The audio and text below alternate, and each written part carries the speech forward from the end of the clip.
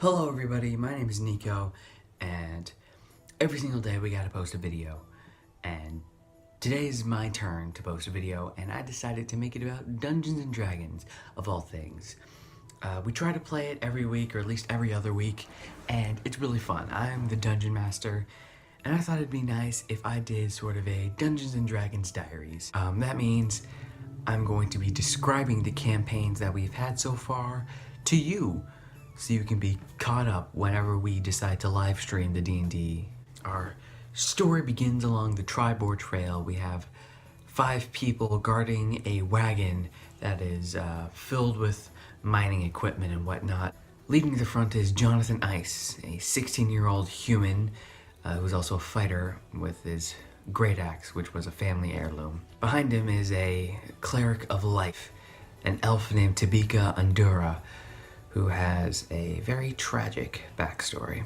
Guiding the oxen on the wagon is our Quiverwall, a dragonborn bard who rose up from the challenges of poverty to become an excellent player. Behind the wagon is a halfling rogue named Iltorax, who unfortunately has amnesia but still took this job. And at the very back is Robin, a half-elf wizard who has a very mysterious background. They're taking this wagon to the Barthen's Provisions owner, which is in Phandelver. They're doing this for Gundren Rockseeker, who's a dwarf, who set out ahead of the group with his warrior escort Sildar Hallwinter, needing to take care of some business.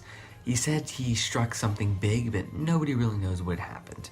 As the party is walking across the Tribord Trail, they notice 2 dead horses sprawled in front of them with black-tipped arrows sticking out of them. Tabika walks in front of the group and to examine the horses, looking at the black-tip arrows, making sure they aren't poisoned or anything. They aren't poisoned, but she realizes that these horses belong to Gundren Rockseeker and Sildar Hallwinter, who paid them to go on this mission. The Dragonborn walks in front of the horses to find any tracks, but by then it's too late. 4 goblins flanking the road jump out to ambush the party. After fighting off the goblins and tripping over their own feet, they find a trail leading back to what they assume is a goblin hideout. They agree to have the halfling rogue and dragonborn bard stay behind to watch the wagon while the cleric, wizard, and fighter investigate the goblin hideout.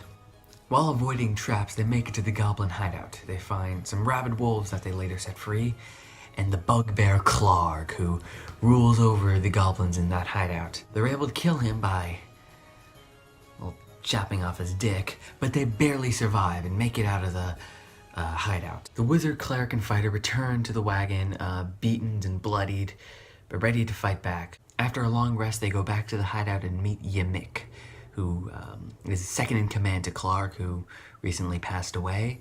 Ymik always wanted to kill off Clark and take over, but was unable to.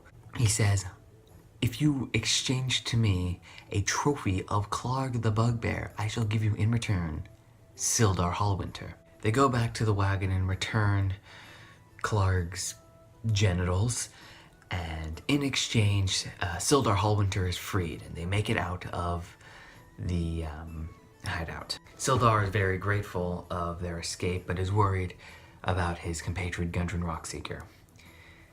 They make it back to Phandelver and get their 10 gold pieces each for escorting the wagon load to the Barthen's Provisions. While they're there, they go to the inn, and the Dragonborn gets acquainted with the barmaid as they discuss their plans. While they're there, a gang known as the Red Brands goes and assaults them, basically. They talk a lot of trash, and they say that Iltorax, who is the halfling rogue, was once a part of the Red Brands. Iltorax does not recount him being part of the gang, but he also had amnesia, so after fighting off a group of the Red Brand ruffians, they capture one of them. They reveal that their hideout is under the Tressendar Manor.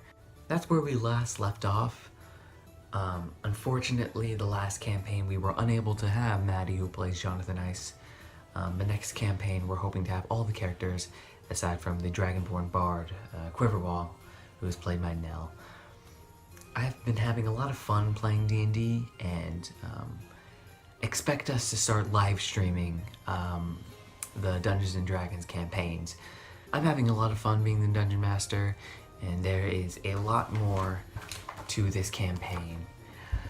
It's a very thick campaign, so I'm very excited for what is next to come. And I'll see you guys next time with another D&D Diaries.